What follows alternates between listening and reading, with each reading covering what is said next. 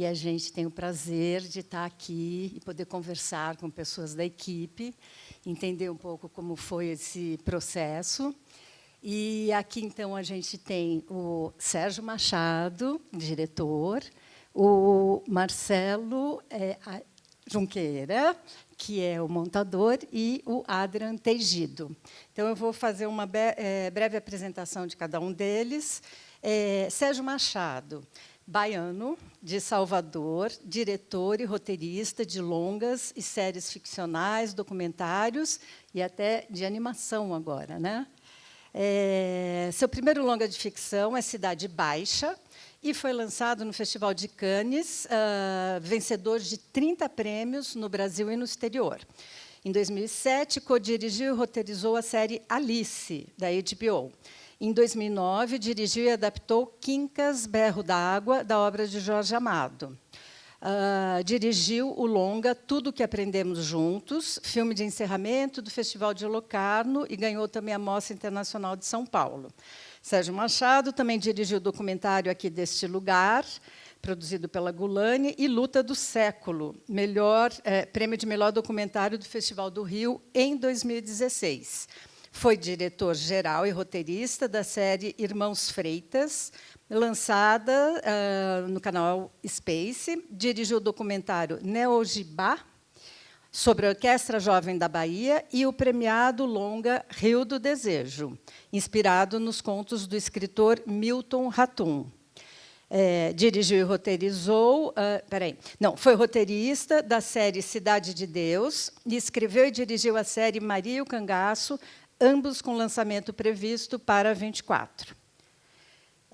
Dirigiu e roteirizou a animação, como eu tinha falado, A Arca de Noé, e os documentários Obás de Xangô, A Bahia Me Fez Assim.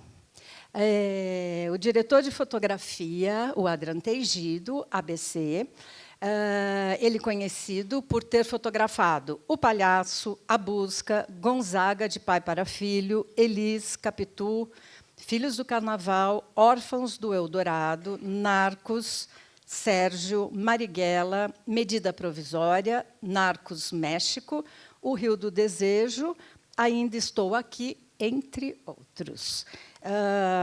Ele dirigiu Dom, temporada 3, na Prime Video, e acabou de filmar The Gringo Hunters, da Netflix, México. O Teigido recebeu vários prêmios, como Grande Prêmio do Cinema Brasileiro, Prêmio ABC de Cinematografia, Tiburon Film Festival, Gramado, Festival de Cinema de Huelva, falei certo? Tallinn Film Festival, entre outros. Foi presidente da ABC entre 2016 e 2017. Ele ganhou recentemente, agora o último prêmio ABC de melhor fotografia para longa, e acabou de ganhar o Grande Prêmio do Cinema Brasileiro, o Prêmio Grande Otelo, lá no Rio, também por Rio do Desejo. Deixa eu ver aqui. E o montador, Marcelo Junqueira, que eu tenho o prazer de conhecer agora. É formado em Comunicação Social pela FAAP em 2005. Começou a trabalhar em 2004, tendo montado mais de 200 campanhas publicitárias para as principais produtoras de São Paulo. Desde 2016, tem se dedicado exclusivamente ao entretenimento, assinando a montagem de 12 séries e 9 longa-metragens. Concorreu a prêmios ABC de melhor montagem com os filmes O Roubo da Taça, Turma da Mônica Laços, Legalize Já e Rio do Desejo, saindo vencedor em 2 ocasiões. Infelizmente, o Magu, produtor do filme, teve problemas pessoais e não pôde comparecer. E aqui uma coisa que eu já falei ali para eles, ali nos bastidores, mas, enfim, eu, como diretora de arte, e assim como todos vocês, eu acho uma pena a gente não estar aqui hoje com o diretor de arte, não tem ninguém da arte aqui. Então, eu pedi que eles, sempre que possível, mencionem como foi o processo da arte, como foi chegar nessa visualidade, e também a parte da direção de arte, de figurino, de maquiagem.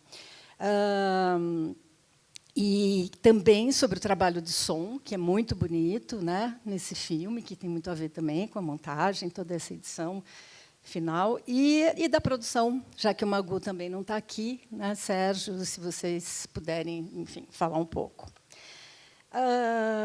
Rio do Desejo. É um filme muito lindo porque muito denso. Tudo é tanta coisa. Cada cena, cada olhar, cada silêncio, cada pausa. E tudo isso não está ali por acaso. Foi muito bem articulado, tem muito trabalho por trás, e é sobre isso que a gente quer falar hoje. Então, eu vou fazer uma pergunta aqui que serve para vocês três, que eu acho que pode permear aqui nossa conversa. Então, é para todos e para cada um de vocês.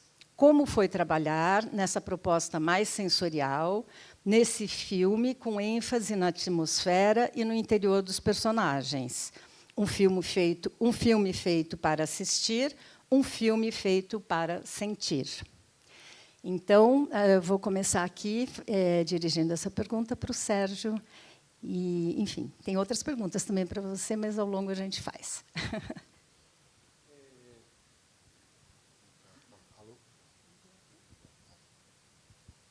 Oi. Bom, primeiro falar de como eu cheguei no livro e cheguei no Milton Ratum. Eu lembro que quando eu cheguei para esse filme, eu estava terminando, estava começando a filmar um outro filme, o Tudo que Aprendemos Juntos, e aí o filme adiou por um problema com o ator. A gente ficou um ano assim sem, quase 6 meses, na verdade, parado, esperando, e me deu muita angústia assim de ficar sem fazer nada. Aí eu pedi para uma amiga minha, que é crítica literária, Josélia, e falei assim: pô, me fala quais são os 10 grandes livros que foram lançados no Brasil nos últimos anos. Eu queria ler todos e ver qual que eu queria adaptar, né, para aproveitar esse tempo meio morto em que a gente não conseguia filmar. E ela me deu, ela falou, a gente foi na Livraria Cultura, fez uma feira assim, de uns 10 livros, e eu comecei a ler. Mas aí, o terceiro, talvez, tenha sido o Cidade Ilhada, do Milton Ratum. Quando eu cheguei, eu falei: não, é isso aqui que eu quero. Eu já conhecia a obra do Milton. Eu me lembro quando eu filmei Cidade Baixa, um aniversário meu, o Walter me deu de presente, o Walter Salles, todos os livros do Milton Ratum. E eu já era encantado. E quando eu li o Cidade Ilhada, eu falei: não, é isso aqui que eu quero. Porque, enfim, tem uma atmosfera sensual e sensorial que me atraía muito. E o que mais me encanta, assim, por isso a gente falar de um filme sensorial, o que mais me encanta assim na literatura do Milton é tudo que não está escrito, né, o que não é história, né? Tem sempre entre aquilo que está narrado, entre aquilo que a gente lê há sempre algo que é fantasmagórico, assim, algo que não está ali na história, porque, por exemplo, a ideia do conto é muito simples, né? São um irmão que trai o outro, ele não tem outro jeito senão matar, ele não quer, mas faz isso.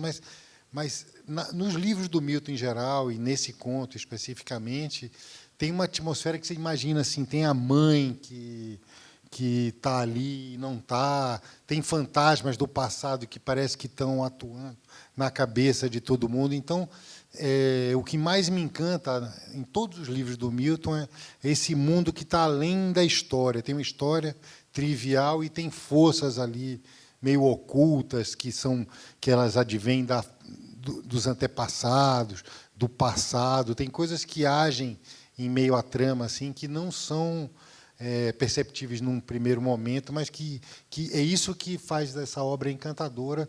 E eu tinha muita vontade de fazer um filme que fosse fiel a esse espírito, né, do Milton Ratum, assim, que falasse dessas forças que pairam ali naquela família, e que o fantasma do pai, o fantasma da mãe que foi embora, que você não. Então você tem coisas ali que acontecem e que a gente não são ditas. Mas tem, por exemplo, aquela personagem da senhora meio indígena que está ali, ela está vendo coisas ali que a gente não sabe exatamente quais são, mas tem coisas acontecendo que são importantes que a gente não sabe. Isso. Que conduzem a história, né? Está tudo Isso. pairando ali. Isso. A presença da ausência da mãe, Exato. né? Na vida desses personagens, é tudo muito bonito. E uma bobagem, só uma curiosidade, assim, a mãe que aparece na foto e o pai são os pais do Daniel de Oliveira. Ah, eu fiquei Ele imaginando quem seriam, porque São os aquele pais, pai, eu achei ele que fosse sugeriu de colocar o pai dele, a gente colocou. ótimo, né? Quando os atores.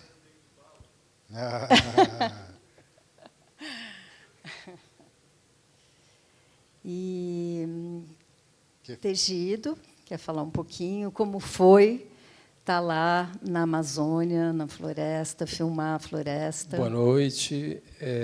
Bom, como o Sérgio falou, é um filme sensual e sensorial. Eu achei bacana porque acho que é bem isso mesmo, né? Quando eu li a primeira vez o roteiro e depois eu tive a oportunidade de ler o conto do Milton e li outras obras do Milton, essa coisa meio mágica, sensorial, ela está sempre na literatura do Milton Ratum. E é muito bonito isso, é muito mágico.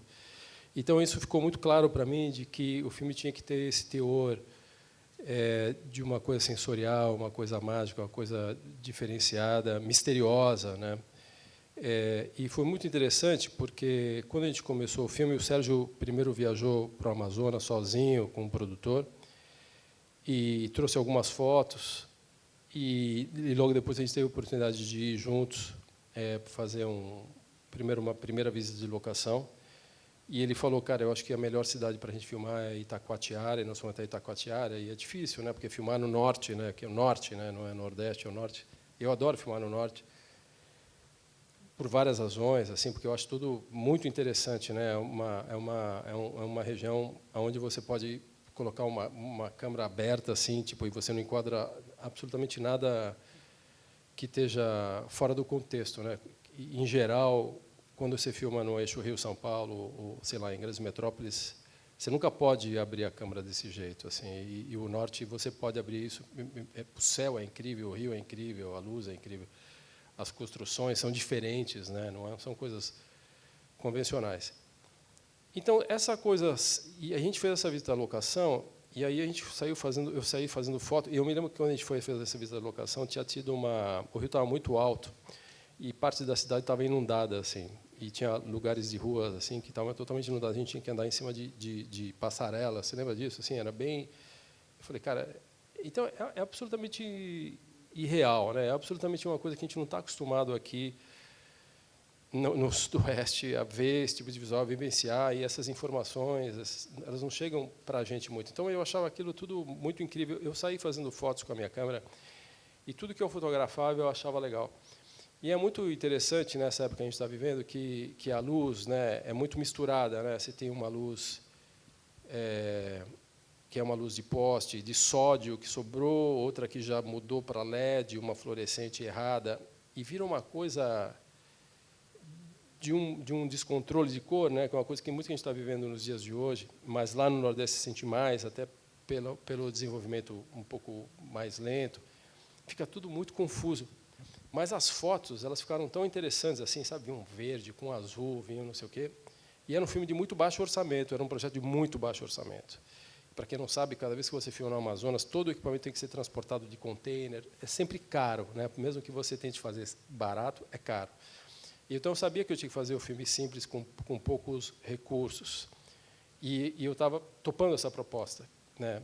Então eu falei, cara, essas fotos assim que eu tinha feito, elas já eram um filme. Então, esse conceito sensorial e essa coisa mágica do Milton, e essas fotos que eu fiz, é muito interessante como o filme ele foi aparecendo na minha cabeça de uma forma muito natural, assim, porque eu falei, cara, é isso, não tem muito o que fazer. Eu me lembro que a gente fez uns testes filmados assim, que a gente colocava o Dani andando pelas ruas, que ele entrava na luz, saía da luz, uma luz verde, amarela, verde. É a luz natural, assim, tipo, muitas das cenas que estão ali, elas não têm nenhuma iluminação artificial, assim, foi simplesmente tirar uma onda da situação que é aproveitável. Então, uma das coisas que eu acho que é isso, né? Quer dizer, para a fotografia você tem que observar muito, sabe, o que existe no lugar e tirar a onda do que existe, não querer transformar, sabe, querer inventar a roda, porque se você for inventar a roda, você vai se dar mal.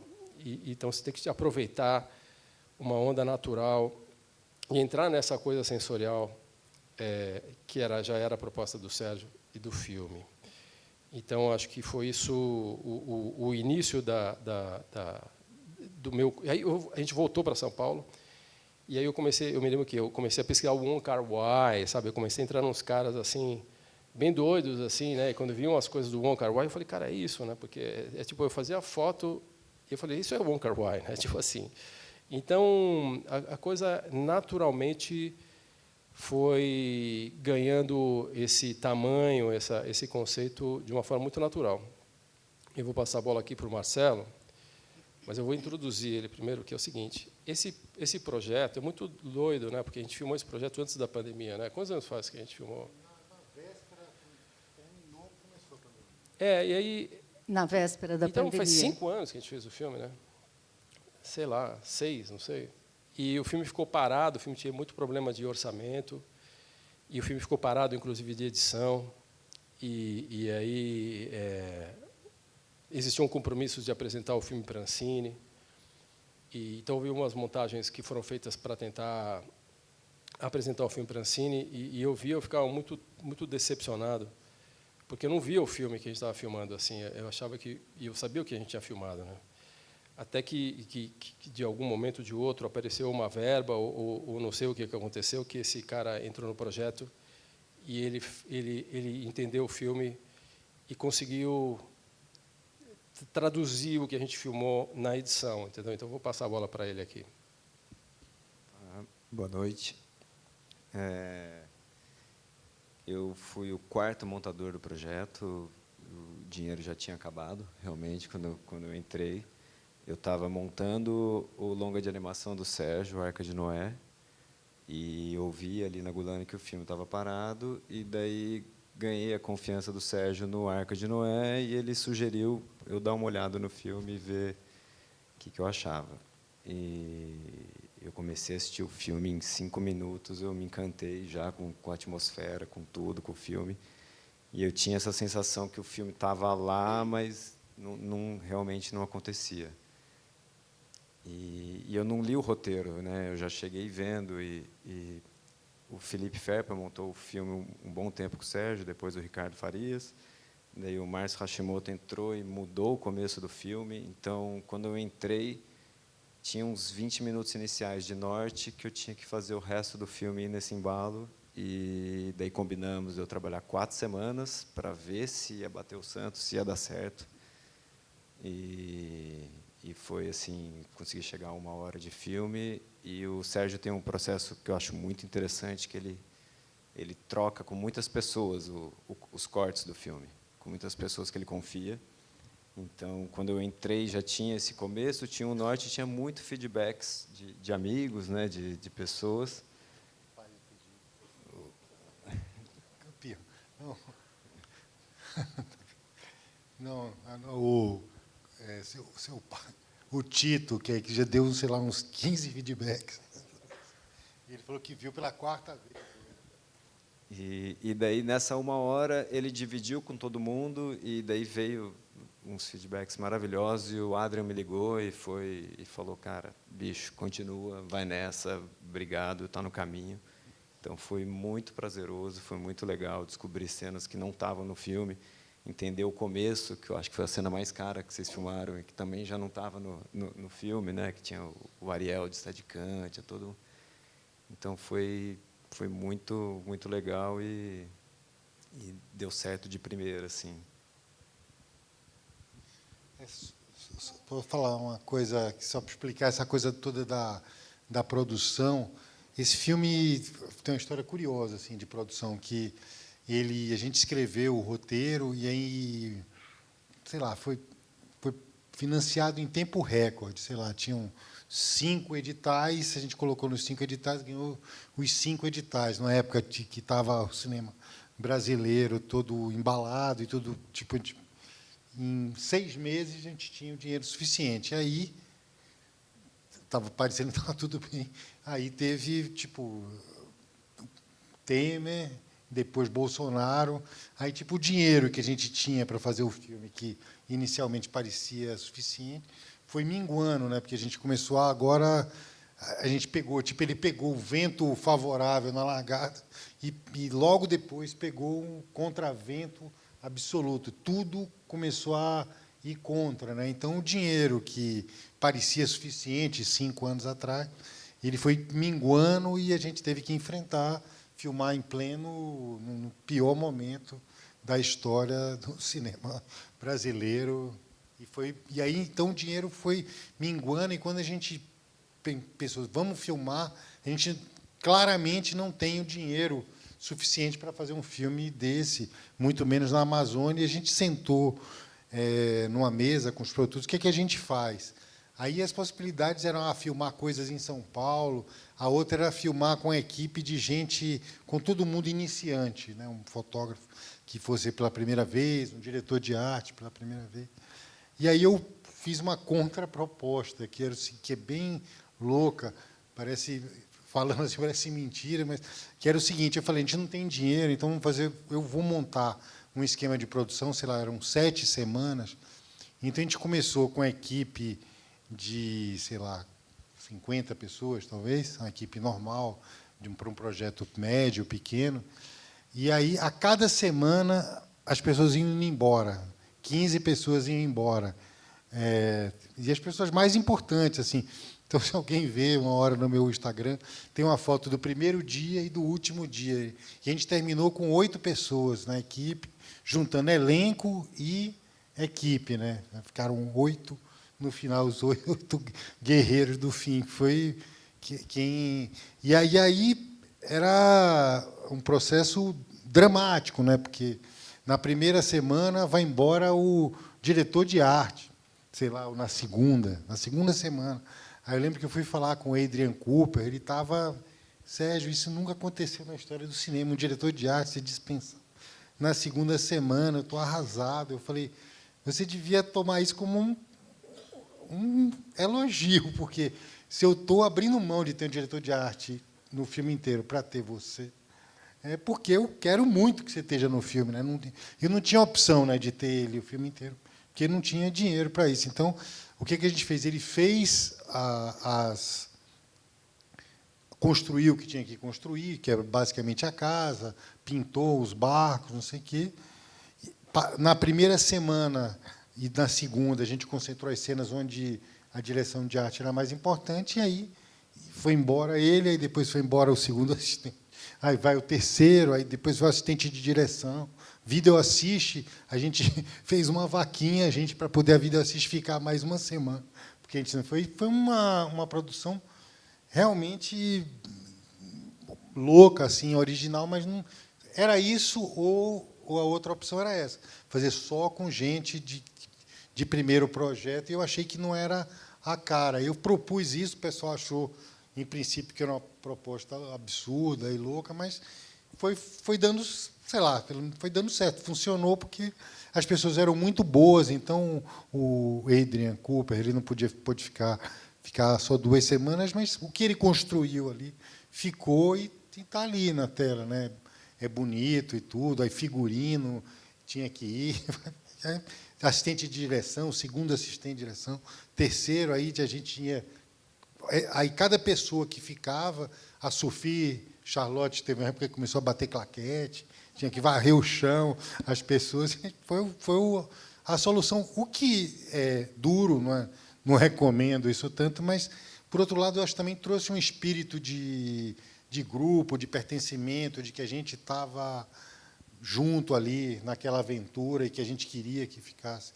Bom, que foi importante. Assim, teve uma equipe amazonense muito guerreira, muito bacana. E foi um pouco essa história desse Eu achei filme. bacana, porque essa coisa, né, do filme ser sensorial, Mas também documental, né? Pelo que o Teixido falou, de assimilar a luz que estava lá, incorporar. Então, isso é muito bacana, né? Virou uma trupe ali.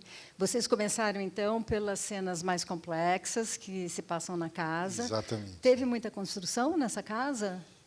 Tem uma coisa curiosa, assim, que eu juro que, quando eu cheguei nessa casa, eu falei, nossa, tem uma assombração, assim, porque eu falei, não, vai dar errado, porque quando eu entrei na casa, a casa é exatamente a casa que eu tinha desenhado no storyboard. Ela tinha um corredor, um quarto na direita, um quarto na direita, um quarto nos fundos. Aí eu comecei a pensar, não, com certeza vai ter alguma coisa que a gente não vai poder filmar nessa casa, porque é muita... Mas acabou que deu certo, a casa ainda estava fechada, e foi incrível, assim, teve muita... A gente pintou a casa, mobiliou, mas ela era exatamente a casa que eu tinha. Estava vazia a desenhado. casa, inicialmente? Estava vazia, eles usavam, acho, como um restaurante, tinha uma família, tinha uma senhora que acabou virando super próxima da equipe, que era a que cuidava da casa. Os barcos, o barco principal foi pintado? Lembra? Foi, o Adrian...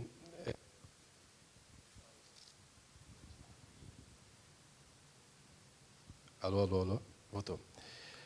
Bom, o Adrian, como todos nós, ele foi com poucos recursos, mas uma coisa que ele não abriu mão como bom diretor de arte é o pintor de arte, né?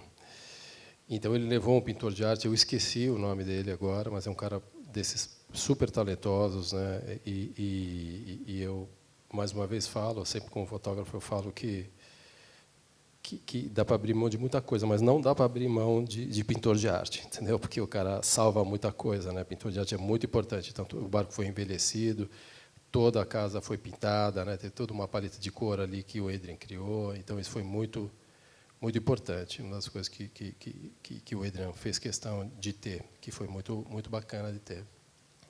Então, o barco foi pintado ou Foi. envelhecido? Foi. Foi Ele é bem pintado e colorido. envelhecido, as duas coisas. O pequeno. O pequeno foi lindo, inteiramente o pequeno destruído, envelhecido. é tudo pintura de arte. Tudo Bem pintura de lindo. arte, Bem lindo. Exatamente. Foi difícil achar o barco também, né? Tinha uma questão. Foi difícil achar o barco também, veio de Manaus.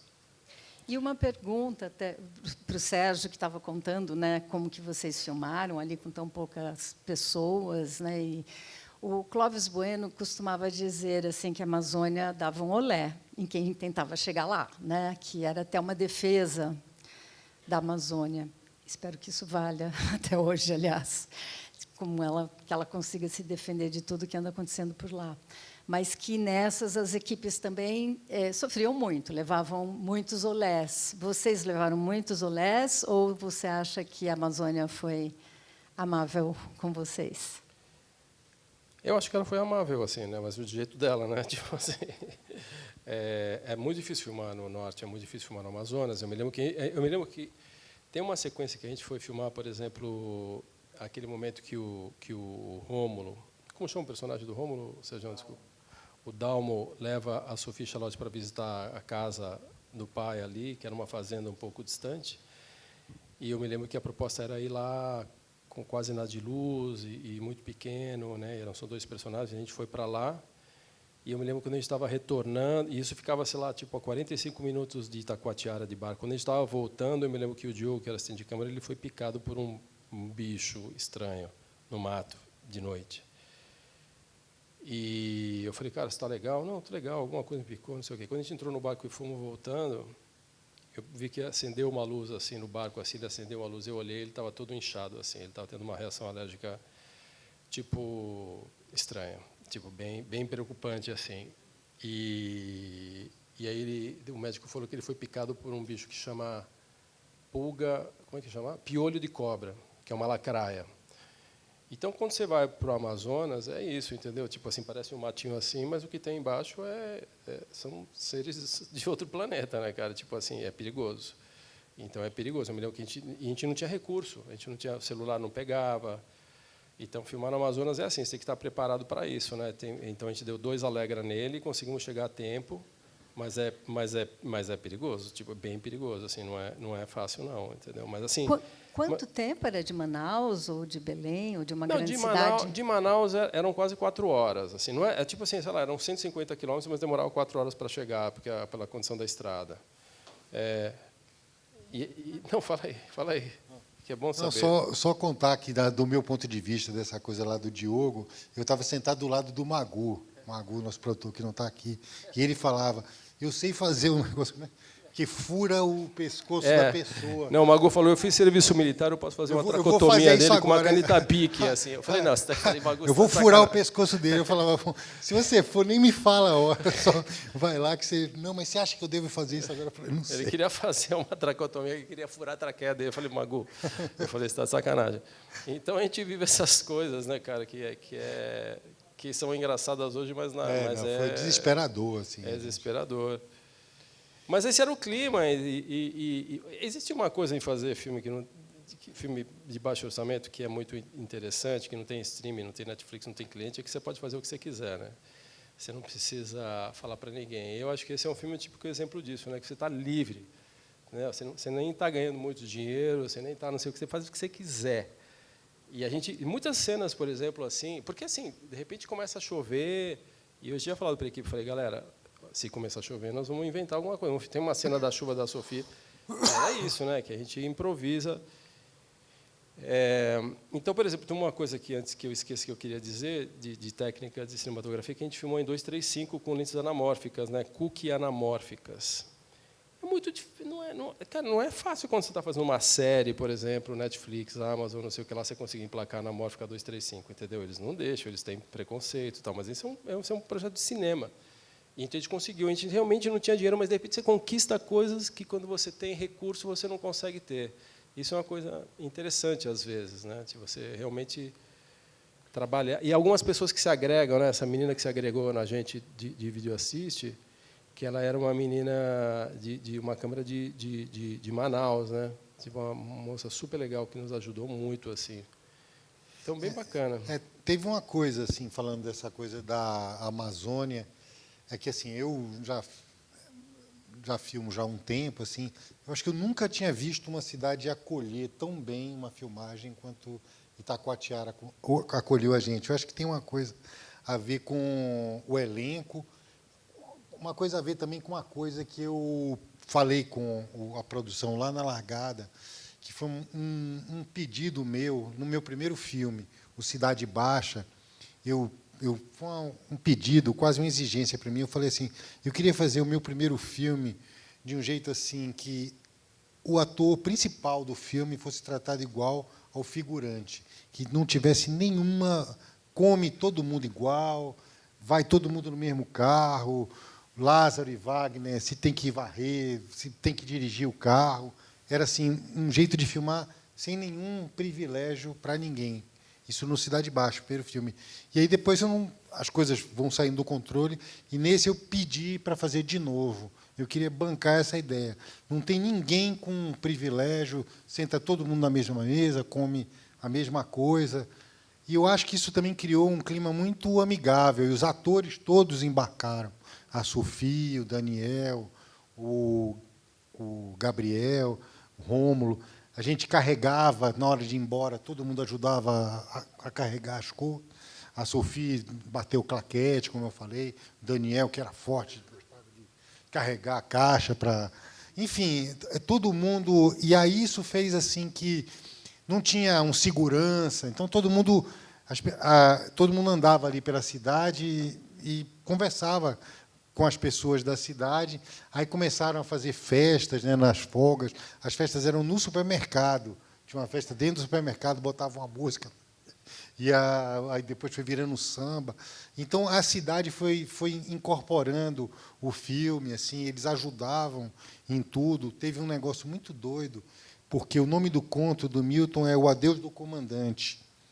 E teve um personagem que foi o cara que era um comandante de uma frota de barcos lá de Itacoatiara, que agora me foge o nome.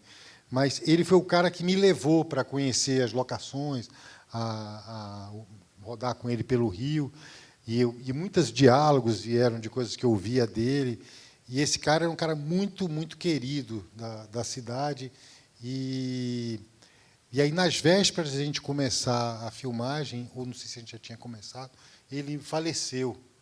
E aí as pessoas da cidade entraram em uma, porque o nome do conto era o Adeus do Comandante, aí foi o Adeus do Comandante, a gente foi, a equipe inteira para o velório dele, as pessoas se comoveram muito com aquilo do filme, e o filho dele aí passou a desempenhar esse papel do cara que controlava a nossa frota de barcos. Assim, foi muito... Eu já tive muito boas experiências no Nordeste, assim, que são o povo é muito acolhedor, assim, nas pequenas cidades do Nordeste, mas eu achei em Itacoatiara ainda mais, assim, ainda mais carinhoso. E eles sentiam isso, que não tinha nada de essa coisa de que está todo mundo no mesmo barco. Acho que fez as pessoas gostarem assim do filme. Não era né, passa num carrão com segurança, comendo, não, era todo mundo ali no PF, na beira do rio, e as pessoas sentavam junto com a gente, os moradores da cidade. Isso acho que fez ter um clima bom, né? Até antes da gente ir para a montagem, ainda lá falando do começo, que eu vi que você foi para lá antes, né? Acho que você teve como se fosse uma imersão ali na Amazônia, e você estava ainda procurando locação também, ao mesmo tempo que conhecia as pessoas, e como que foi esse momento aí? E depois também queria que falasse da relação com o Raton, e queria muito ouvir também sobre a montagem, que é linda.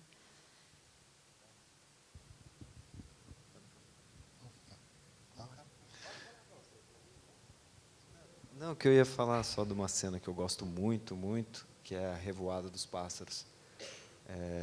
Que daí eu perguntei para o Sérgio como foi aquilo, né? A primeira vez que eu vi parecia 3D. E daí ele falou que ele gosta de acordar cedo nas locações para sentir a cidade, ver o sol nascer. E ele viu um dia a revoada e ele achou lindo e comentou com uma pessoa local. Ele falou: não, isso tem todos os dias. Nessa época. E daí virou cena, e daí eu olhei tanto esse material que eu consegui colocar na cena final ali, achar um plate que não estava no roteiro, não tinha isso, então lembrei aqui dessa cena. No início da manhã e final da tarde. Isso que ele falou é interessante, não sei se vocês pegaram, que é o seguinte, aqueles pássaros da cena final, quando tem a briga entre os dois atores, aqueles pássaros foram aplicados, mas eram as cenas que estavam na outra cena, quando eles estavam na viagem, que eles viram os barcos. E aquilo foi, a gente filmou aquilo numa trifronteira que tem, que é a fronteira do Brasil com o Peru, com a Colômbia. O lado da Colômbia, como é que chama o lado do brasileiro mesmo? Tabatinga. Tabatinga. E o lado colombiano é Letícia. É muito interessante porque Letícia é uma cidade super bonitinha, e o lado brasileiro é horrível, assim, sabe, horrível e perigoso, sabe, coisa de arma, de prostituição grande, tipo um lugar ruim, assim, tipo, e o lado colombiano é bem interessante. E é um lugar muito louco, assim, porque é uma tríplice fronteira, mas se você chegar em Letícia, por exemplo, você não consegue chegar na Colômbia, sabe? Você só chega via água ou fluvial ou aéreo. Então é um lugar muito interessante, assim, muito louco, assim. E o Sérgio realmente ele tem, eu sou companheiro dele já de outras oportunidades. É impressionante porque ele gosta de acordar às 5 horas da manhã e sair andando onde quer que seja na Paraíba. Foi igual também. E é muito louco porque ele escreve essa hora, assim, ele gosta de escrever. Não, eu preciso arrumar essa cena aqui. Quando eu acordava, tipo, 7, 8 horas, mesmo no dia de folga, ele falou: não, olha aqui que eu escrevi, que eu tinha escrito 10 páginas, assim. Eu falei assim: caraca, esse cara, como é que ele faz isso, né, cara? Tipo, ele tem a capacidade de fazer isso. E foi louco que ele descobriu esses pássaros, né? E ele tinha me mostrado no vídeo. Eu falei: cara, que louco, que coisa, né? Tipo, foda. E quando a gente foi lá, e realmente acontece isso, mas você tem que estar lá, cara, tipo assim, você tem que estar lá 4h30 da manhã, começa a sair a primeira luz e vem esses bichos. E, cara, tipo, realmente bem doido esse evento, né? Só de contar de anedota, a gente foi, era o último dia de filmagem, já com passagem comprada, a equipe final, que eram os 8 que ficaram, né? A gente chegou, sei lá, tinha que estar lá às 4h30 da manhã, a gente acordou às 3h30. Tinha um carro que vinha buscar a gente, e aí simplesmente o carro não quebrou. Não tinha um carro, caramba, a gente parou uma. Não sei se você lembra, a gente parou uma picape que estava lá e foi a equipe inteira em cima da picape. Os atores, o equipamento, assim, nunca vi, a gente tinha que atravessar a fronteira com isso. A gente falava, se os caras pararam, e aí se a gente não tivesse, se a gente não conseguisse filmar às 4h30 da manhã, 5 horas, não tinha mais, né? Acho que é uma coisa que é muito importante de falar sobre esse clima também, que você tem que ter os atores certos também, né, cara? A gente tinha um elenco realmente maravilhoso, né? Os caras que realmente entenderam. Se você tem uma pessoa que é uma maçã estragada lá, sua vida vira um inferno, né? Graças a Deus a gente tinha atores, todos eles eram maravilhosos, super colaboradores, né? Nesse sentido, assim, inclusive. Que acho que cabe um destaque também é o trabalho da nossa preparadora de elenco. Claro, né? da Fátima Toledo. Fátima Toledo. Que é uma coisa que o Sérgio não abria mão, né, Sérgio? Você pode falar um pouco mais sobre isso. isso, que eu acho bom. A gente, né, tiveram coisas assim que era essa. Tem coisas que o que eu achei que foi bacana, que eu acho que é uma coisa positiva da produção, assim, que a gente tinha muita coisa que não podia, né? A gente teve que abrir mão de muita coisa. Mas às vezes o que eu achei bacana, que talvez não acontece às vezes numa série, uma coisa, quando eu falava isso eu quero, assim, isso é importante. Aí algumas coisas que eu penso, por exemplo, que era importante para mim, que a gente estava falando desse processo, tem uma coisa que é totalmente, que faz parte de todos os filmes que eu fiz e quase todas as séries, eu preciso me apropriar do lugar onde eu filmo, ficar meses ali. É engraçado, eu estou aqui vendo a Graziella, que foi o filme que eu fiz em Heliópolis, ela foi a minha guia por Heliópolis. Sei lá, ficou 2 meses rodando por Heliópolis, indo para a festa, no Babalu, não sei o quê, conversando com as pessoas. Isso é absolutamente chave do meu processo de criação. 2, 3 meses, o tempo máximo que eu puder. E, às vezes, eu negocio isso, falando, eu vou ver locação, faço o elenco e fico no lugar, conversando com as pessoas, dou carona, sei lá, disso desde na época que eu era estagiário no Central do Brasil. Eu dava carona, ouvia as histórias, ia almoçar na casa das pessoas, depois ia para a festa, ia dançar. No Cidade Baixa, eu fiquei amigo das prostitutas do Cais do Porto, e ia na casa, conversava. E isso é assim absolutamente chave assim para e a produção. Eu falei, eu quero ficar 2, 3 meses lá na Amazônia. Eu vou sozinho, não apurrinho ninguém. Aí, tipo, como lá em Heliópolis teve a Graça, lá tinha o Robson. Você encontra alguém que te conduz pelo lugar. Então, isso é absolutamente. Eu pedi e eles atenderam. Não, a gente primeiro rodou a Amazônia e depois eu fui uma primeira vez meio para localizar, que já foi uma aula de Amazônia. Fiquei lá, sei lá, 1 mês. Aí depois, quando a gente achou Itacoatiara, eu falei, deixa eu ficar mais 1 mês lá sozinho, conversando com as pessoas e tudo. Então, isso rolou. Coisas tipo a coisa da lente, né, que jamais uma pessoa... Mas a gente falou, não, a gente quer isso. A gente abre mão de ter o vídeo assiste, mas a gente quer ter essa lente. E uma outra coisa que para mim era muito importante era a Fátima. A gente já trabalho com ela, sei lá, do Central do Brasil, depois Cidade Baixa. É uma parceira antiga. Eu queria muito que ela estivesse no projeto. Virou uma grande amiga também. Foi muito importante assim no processo de construção do filme. Então, a gente teve coisas assim inusitadas, assim, de um projeto pequeno, mas eu acho que a gente fez as escolhas certas. Para um filme que tinha muito pouca grana, a gente apostou nos lugares que devia apostar, assim.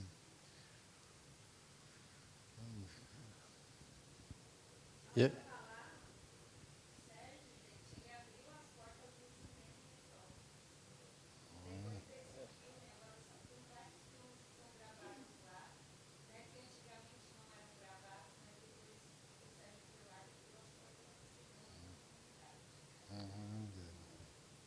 E ela abriu as portas da comunidade para mim. Eu acho muito lindo esse processo. Acho que esse momento de visita de locação tem uma potência também ali na criação, né? Enfim, é um momento muito, muito rico mesmo para a elaboração da ideia e do roteiro e de tudo mais. E queria saber mais da montagem, essa montagem dos tempos, né, que são dados, que é uma atuação maravilhosa, seja pela Fátima, seja também, porque é um elenco maravilhoso, né, e pelo jeito em todos os níveis, inclusive ali na colaboração e tudo mais. Mas também muito, muito bem trabalhada a questão da montagem, também na atuação e na condução da história. O elenco principal brilha. Era fácil, era difícil escolher os takes, porque tão bons. O Gabriel Leone foi a grande surpresa. Na época, ele ainda não era tão conhecido. E foi muito, de certa maneira, foi fácil trabalhar com eles. Lógico, com a foto do texto de direção do Sérgio, o trabalho da Fátima. Mas, esse núcleo principal, não deu trabalho nenhum. Os figurantes já deram um pouco mais de trabalho, teve até um que passou mal no dia, e acaba que na cena ele nem aparece muito, teve que picotar, que é o delegado, né, na hora que chega para propor para ele. Mas, enfim, o filme era mais longo, eu tirei quase meia hora de filme, mas, ao mesmo tempo, aumentamos os silêncios, os tempos. Tiramos umas 2 idas e vindas de barco, tinha cenas de tiroteio no barco, enfim, foi um trabalho de esse não dito, né? O que a gente não vê também, o silêncio do Dalmo, tinha toda uma estranheza que foi construindo e, de certa maneira, preenchia esses silêncios, assim. Então, faz a gente conseguir entrar na história. Quem mais? Tem uma coisa que sobre esses tempos, assim, eu lembro quando a gente foi negociar o filme no exterior, ele foi vendido para alguns países, e tinha um agente de vendas que ele insistia em diminuir esses tempos, que ele achava que esses tempos prejudicariam as vendas no exterior, mas eu falei, isso aí, infelizmente, é inegociável, assim, você não vai vender para lugar. Paciência, mas não tem jeito, porque, assim, matar esses tempos de silêncio é matar o espírito do filme, assim, porque, por exemplo, um irmão fala alguma coisa com o outro, aí sempre tem um tempo estranho, a mais do que seria o normal no cinema, que é de propósito. 2 segundos, você pensa, por que ele está demorando tanto de responder aquilo? Porque tem algo ali que você não sabe o que é. Muita coisa acontecendo ao mesmo tempo. Que é isso, porque senão ela vira uma história banal, de um irmão que foi traído, que matou o outro.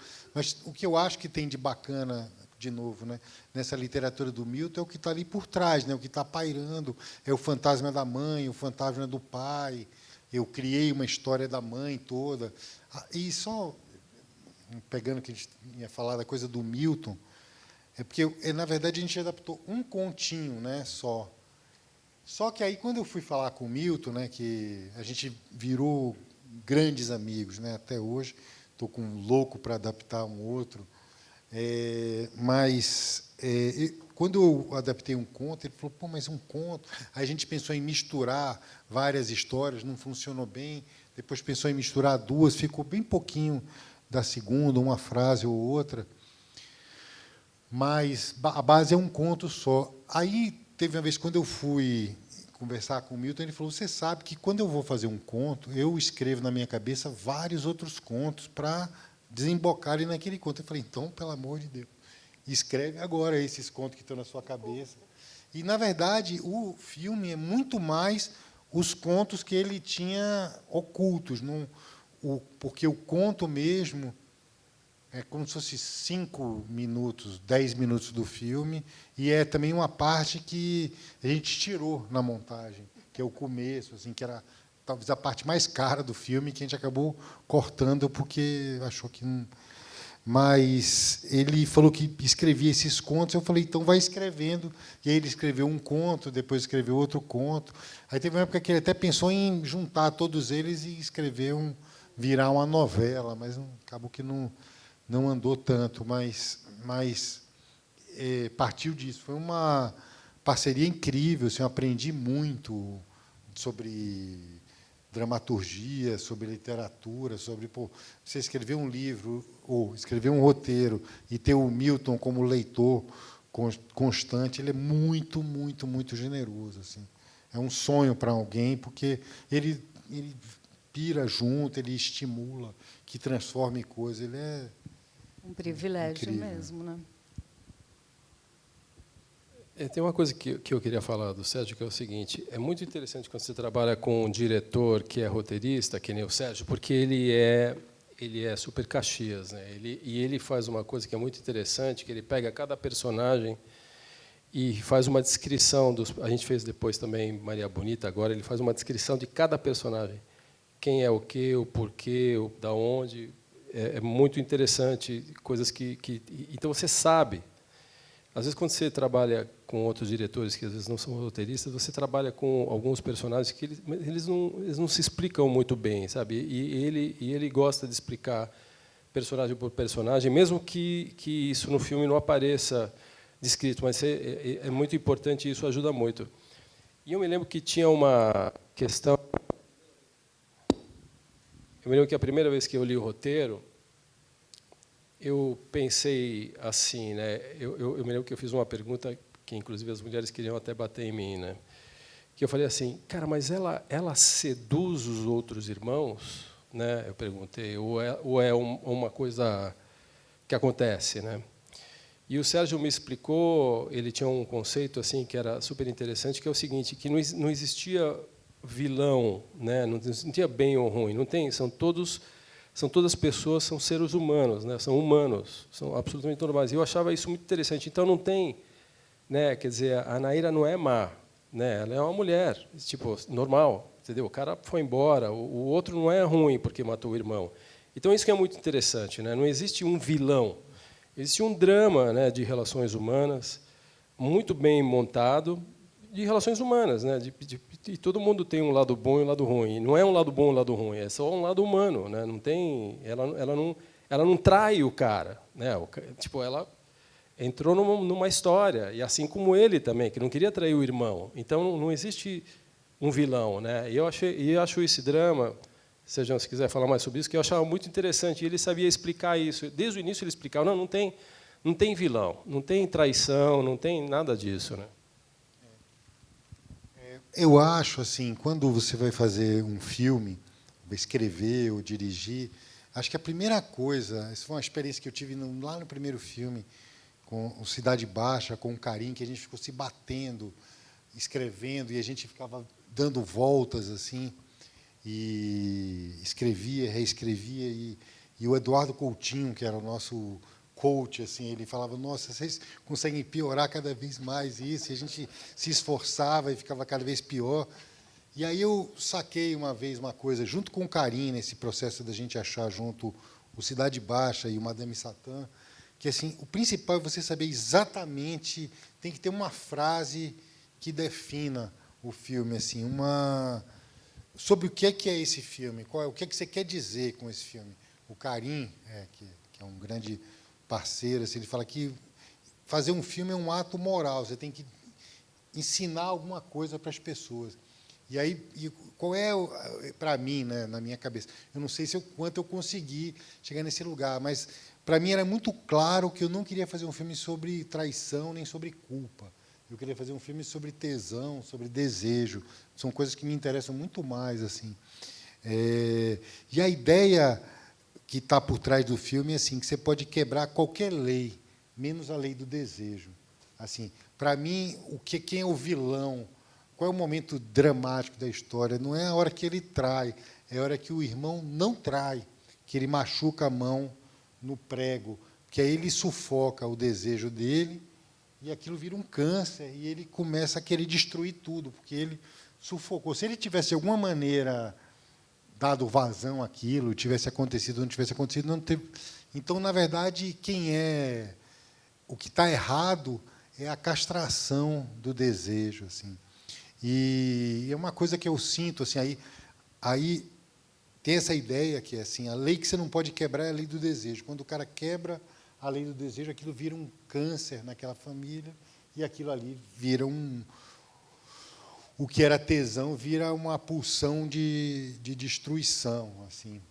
E aí eu fico, sei lá, e eu lembro, não sei, para quem escreve, para quem dirigiu, acho que é legal, que eu lembro quando a gente estava nessa espiral, na época do Cidade Baixa, que a gente ficou, sei lá, 6 meses, e o Carinha é obcecado e eu sou obcecado. Então, a gente ficava trabalhando 24 horas, reescrevendo, a gente não conseguia chegar num lugar.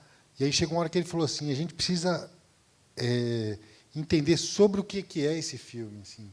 Quando você entende, aí a gente parou de escrever e ficou sobre o que é, sobre o que é. Aí ele fez uma pergunta que é muito interessante, assim, que eu acho que para quem quer fazer cinema, para quem quer dirigir, para quem quer escrever, é importante. Assim.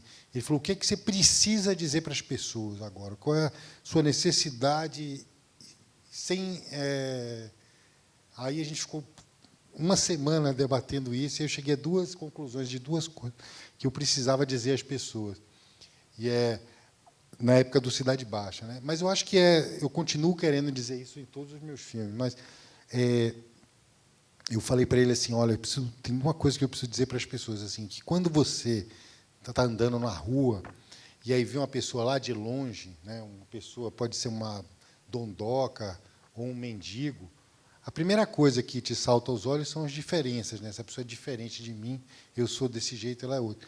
Mas quando você chega muito, muito perto dessa pessoa e olha ela assim, você vai descobrir que tudo é parecido, né? Ela tem o mesmo medo de morrer, medo de não fazer sucesso, de não ser amado, de não ser acolhido. Todo mundo, no final das contas, quando a gente chega muito perto. Então, eu queria... Eu falei com ele que eu queria dizer isso. É outra coisa que eu queria dizer, porque eu estava vivendo um momento pesado, que minha mãe estava muito doente, e eu queria dizer que a vida é muito dura, mas que ela vale a pena. Então, eu queria fazer um filme para fazer essas 2 coisas. Eu falei para dizer que as pessoas, quando são de perto, elas são parecidas, e a gente precisa... e dizer que a vida é uma merda, mas, no final, a única coisa que a gente tem para fazer é viver e amar e tudo. E aí... Eu só estou falando isso porque assim, a gente que ficou 8 meses girando, a gente não conseguia chegar a lugar nenhum, em uma semana chegamos no roteiro. Puf, é isso. Aí, e a gente chegou não só no roteiro, mas no modo de filmar, onde colocar a câmera, como era o som, porque a gente tinha que colocar a câmera perto, respirando com as pessoas e tudo. Então, enfim, não sei se eu estou... fazer digressões, mas assim, eu acho que assim, o fundamental, eu acho, de um filme, na largada, é você entender sobre o que ele é e o que é que você quer dizer com aquele filme. Que isso aí, quando você sabe isso, o resto vem fluidamente, eu acredito. Você disse que vocês estavam trabalhando há muito tempo e daí quando você conseguiu essa resposta do que era a essência, aí foi assim, desmanchou. tipo, em 2 semanas a gente... que era engraçado isso, que a gente ia para Itaparica, uma ilha na Bahia, ficava lá trabalhando, e a gente é obcecado. Eu e o Carinha, a gente ficava assim, a gente trabalhava 10, 15, 12 horas escrevendo. Aí o Carinha falava: você já está cansado para a gente parar? Eu falava: eu não, você está, porque a gente queria competir. Então, a gente ficava horas ali, e durante meses, e nunca adiantava, porque a gente não sabia direito o que a gente queria. E aí foi assim, puf, quando... Ele ficou fazendo esse negócio. O que é que você quer dizer? O que é que você quer dizer? Aí foi, tipo, em 2 semanas ficou tudo pronto. Assim, muito eu vou falar aqui, então, que eu tinha visto numa entrevista que ele comentou, eu acho que até quando você estava lá nessa imersão da Amazônia, ele começou a pegar imagens e pensar no filme e fazer anotações, e daí ele falou que ele tinha esse caderno, que ele trouxe aqui, depois você vê melhor, em quase 500 páginas, onde ele põe imagens, onde ele põe anotações, mas não é só um momento de rascunho, é muito elaborado também isso, muito organizado, mais do que eu imaginei quando eu te ouvi falando, achei que era mais... E aqui eu vejo que você tem sempre aqui em verde foco. E daí tem palavras que eu acho que explicam o que é a essência da cena, é isso? Exato. Então, tem aqui foco de uma cena tal. Então, é cansaço, retidão. Aqui no outro, foco, imã, energia que se atraem, energias que se atraem. Então, acho que isso ajuda muito mesmo, né? Você ter uma palavra, essa busca, esse norte, né, para todo mundo que está fazendo filme. Muito legal. Nunca tinha visto isso tão bem organizado. Tipo, quando eu fiz a série Alice, era para a HBO, eles queriam pegar meus cadernões e publicarem. Mas eu falei, nossa, mas tem também coisas assim que eu anoto, cuidado com esse ator, que ele pode ser perigoso. Aí eu falei, eu teria que dar uma revisada, que eles queriam sortear para as pessoas lá que assistem, os assinantes da HBO. Eu falei, não, deixa meu livrão comigo. Mas esse livrão é um método assim que eu desenvolvi, que é, sei lá, eu tive uma primeira experiência no audiovisual muito ruim, assim, foi um traumatizante, que foi uma série que eu fiz na Globo quando eu tinha, sei lá, 29 anos. Fui dirigir uma série na Globo e foi tipo um inferno, assim, porque, enfim, uma história, dá quase uma tragédia, assim, porque eu era muito novo, não tinha experiência nenhuma, e aí, de uma hora para outra, era um garoto, né? E aí todas as estrelas da Globo queriam trabalhar comigo, e aí todo mundo ficou meu inimigo, e eu não sabia lidar. Foi um trauma.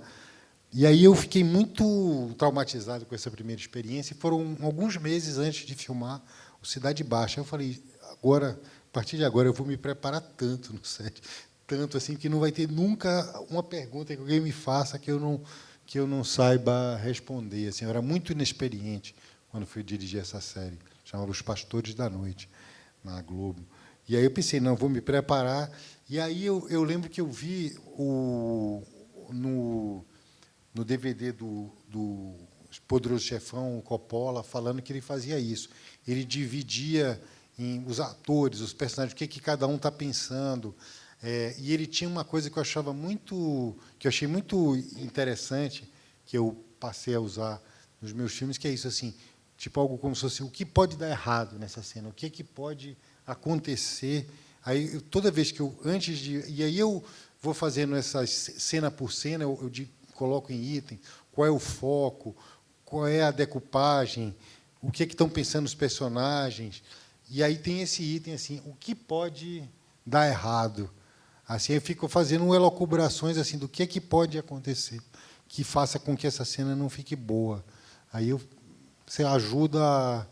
Aí também eu lembro na época do Cidade Baixa, o João Moreira Salles foi visitar a gente. Quando ele viu esse livro, ele falou: nossa, isso é uma coisa de psicopata, um livro dele. E o Walter Carvalho falou assim: não, você não precisa fazer mais filme, porque eu tenho isso de todos os filmes. Tudo que eu já fiz, eu tenho um livrão enorme. E aí o Walter Carvalho disse: esse filme já está pronto, não precisa nem fazer. Mas o João falou: o perigo de um negócio desse, de um material tão bem elaborado, é isso te travar. Mas eu tentei explicar para ele que é exatamente o contrário. É o que me faz ficar completamente livre. Você vê, as cenas, às vezes, não tem nada a ver com o que está ali, mas assim, é como se fosse eu tivesse um backup, sabe? Eu já pensei em alguma coisa. Aí, na hora, você dá toda a liberdade para os atores, escuta, né? Você tem um cara genial como o Tegido, que foi um co-diretor, né? Pensou coisas comigo o tempo inteiro, o Adrian Cooper, os atores, né? A Fátima. Mas, assim, não sei se por conta disso ou por conta da minha personalidade, dessa coisa traumática que eu tive, mas, assim, para eu ficar muito livre e muito solto, e improvisar e criar na hora, e me emocionar e chorar nas cenas, eu preciso, antes de ter feito isso aí. E eu faço meio como um álbum de figurinha. Eu só acho que eu me preparei quando eu já completei até a última cena. Divertido. Não, mas eu acho que isso bem usado é um grande instrumento de liberdade mesmo, né, para improvisar, né? que é muito importante. Acho que, por mais que tudo seja planejado, você está atento ao momento, né? E aberto a tudo que vai acontecendo, porque coisas acontecem, coisas lindas, né? E isso te fundamenta, te dá mais ainda... enfim, você fica mais aberto ainda e sabe aonde que vai dar se você tomar um outro caminho, né? Bom, vamos abrir para perguntas. Eu queria só falar mais uma coisinha aqui, que o Sérgio, entre outras coisas, ele é um cara bastante visual também, né? Ele cuida. Então, por exemplo, só para citar um exemplo, a questão do personagem, do Dalmo, ele não tinha um laboratório de fotografia, né? No conto original, na história original, ele tinha uma loja de roupa, entendeu? Então, ele enfia o laboratório de fotografia e, de repente, isso abre uma porta, né, cinematográfica, né, que você pode brincar com a luz vermelha, com ampliação, com a foto. Então, acho que isso é muito importante, né, no caso do Sérgio, que é um diretor roteirista, mas ele é extremamente cinematográfico. Né? Você tem que ser cinematográfico. E quando você abre essa porta e o cara cria, né, tem um laboratório, tem uma luz vermelha, cara, né, para mim, como diretor de fotografia, você fala, cara, isso é tipo genial, né? Você pode... É um elemento para a gente brincar, tipo, infinito, né? E está no filme porque é isso, e foi inventado, não está na história original. Então, isso é muito importante também, se abrir essas portas, né? Que te abrem outros lugares, né? Você vai transitar em outros lugares e coisas cinematográficas super interessantes, né? Então, queria citar isso. Muito bacana. Vamos abrir para perguntas.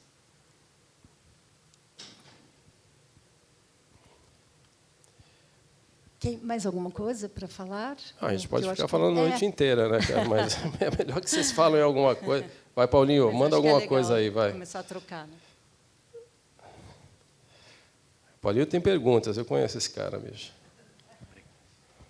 O Heitor também, olha lá, tem uns caras... Posso fazer? Por favor. Tegido, parabéns. Ele é um filme muito sensível, muito sensorial, muito visual. Como é que vocês chegaram nas imagens, entendeu? Porque o mais importante do filme não está dito, né? Eu acho que também acontece com os atores, mas a fotografia, ao mesmo tempo, é fundamental para contar essa história, né? E por onde começa essa criação, no caso de vocês, desse processo? Cara, eu costumo falar uma coisa que é o seguinte, eu acho que tem muitas coisas que o filme é meio como um filho que nasce, né, cara? Ele nasce com determinadas características, mas depois ele adquire características próprias que você não tem controle, entendeu? E eu acho que o filme é um pouco assim. Eu acho que o fundamental de tudo é você estar aberto, né? Quer dizer, o Serjão... quer dizer, nós partimos do Milton Ratum, né, cara, que você tem que estar muito aberto, né, e entender o que você está filmando, né, porque, cara, o Milton Ratum é um dos escritores mais importantes, né, da literatura contemporânea da América Latina, se não do mundo, né, tipo, então você precisa saber o que você está fazendo e a responsabilidade, e você vê no que ele fala que tem sempre uma mágica, uma coisa fantástica, não sei o que lá. Então isso é um dado, né. Por isso as anamórficas também, né? Porque as anamórficas eu sabia que era uma tradução também disso, né? Aí vem as locações, né? Então a coisa você vai como um álbum de figurinha, você vai colocando elas, cara, e a coisa vai criando forma, né? Aí vem os atores, né? Que trazem informações. É muito interessante. Aí, né? Como é que eu falei, a gente viu as locações, voltamos para São Paulo. Eu comecei a separar referências visuais, o Sérgio desenvolveu aí uma bíblia, né, cara? Você vai juntando as coisas, a arte, né, começa a trazer coisas fundamentais. A coisa ela vai crescendo, entendeu? O mais importante é você estar aberto, né? Tipo assim, aberto. E eu acho que é isso que é o legal de fazer um filme low budget. Cara, a gente estava lá realmente ganhando pouca grana, sem sacanagem, assim, bem menos do que fazer uma série, entendeu? Então a proposta, aí você veste uma camisa e fala assim, cara, eu quero fazer cinema porque é o que eu gosto de fazer. Aí você enfia toda a energia, sabe, nessa coisa sensorial, toda a energia. E tem uma hora que a equipe inteira entra nessa linha. Eu me lembro que tem uma coisa que o Valtinho que gosta de falar disso, que é uma frase do Tarkovsky, né, que ele fala que tem uma hora que a equipe entra na veia do filme. Na hora que o Tarkovsky fala isso, quando você entra na veia do filme, que a equipe entra na veia do filme, cara, ele vai saindo, entendeu? e os atores estão juntos. Cara, tipo, é uma poesia, né? É uma mágica, e é incrível, né? E aí você está num lugar que, cara, que é isso que eu estou te falando, você olha 360 graus, você pode filmar para onde for. E de repente sai o sol, vem a nuvem, aí vem a chuva. Cara, tudo é espetacular, né? Tem a locação, a lente, os atores, a Fátima, é tudo junto, né? Não dá para separar. É difícil dizer isso, né? Acho que o mais importante é você ter que estar aberto. Se você for com uma outra atitude, cara, você vai se dar mal, entendeu? Eu quero controlar. Você não vai controlar nada, né, cara? Você está no Amazonas, o que você vai controlar? Você tem que filmar o que acontecer, né? Pode dar muito errado, né? Aí vem esse cara também, resolve, entendeu? Entende, né? Entende, o cara entendeu. Exatamente, o cara enfiou uma cena de ponta cabeça, cara. Tipo assim, o cara entendeu, ele entrou na veia, né? Como diz o outro, ele entrou na veia, ele entendeu. Tipo, coisas que outros editores, por outras razões, não estavam. E o cara entendeu tudo, entendeu? Foi incrível. Quando eu vi a primeira montagem dele, eu falei, caraca, temos o filme, com certeza. Porque a gente não tinha o filme. E a gente. Então, não sei se alguém quer falar mais, mas é. Então, e dá um medo, né, de mostrar. Às vezes o diretor pode olhar e falar, mas daí eu lembro de, antes de mostrar para o Tegido, eu queria ter falado para ele, eu liguei e falei, Tegido, o ponta cabeça, ele falou, não, ficou lindo, parece que eles estão voando, enfim, eles estavam nos céus ali. Então, mas foi um material muito lindo, muito rico. Aquela sequência dele andando no mercado, depois que os irmãos brigam e ele descobre que o outro irmão traiu, não estava na montagem também, então eu fui caçar material que eu falei, nossa, tem mais ouro aqui, fora isso que eu já estou vendo, e consegui, foi muito legal. E tem uma coisa que o Sérgio costuma fazer, que é, deu bobeira, ele está lá mudando a lente, alguma coisa, ou a luz, o ator está lá, a luz está bonita, ele coloca o ator de canto, fala, fica pensando aí, vai que eu uso isso, né? Porque aqui está lindo, o Tegido só enquadra ali, então tem esses momentos coringas também que fica mais fácil para criar. E foi exatamente essa expressão do Tarkovsky, que a equipe entrou, né, no veio que vinha dessa carência, que vinha desse desejo de filmar de uma maneira que todo mundo estava igual, e as pessoas... Claro que nem todo mundo embarca, tem um outro que não embarca nisso, mas a grande maioria da equipe embarcou nisso, e foi um processo, com todas as dificuldades, muito feliz assim, de filmagem. A gente terminou a filmagem. Foram 2 processos muito especiais. O do Cidade Baixa, né, que até hoje eu encontro com Lázaro, Wagner, o tempo passou, até hoje eu nunca vivi uma experiência tão intensa, nenhum de nós, assim. E agora, no Rio do Desejo, também teve isso, assim, de que estava todo mundo na mesma vibe, todo mundo sonhando junto, né, a mesma ideia. Foi muito gostoso. Muito importante quando dá essa magia, né? Também entre a equipe, imprime, né? Traz densidade. Mais perguntas? Várias.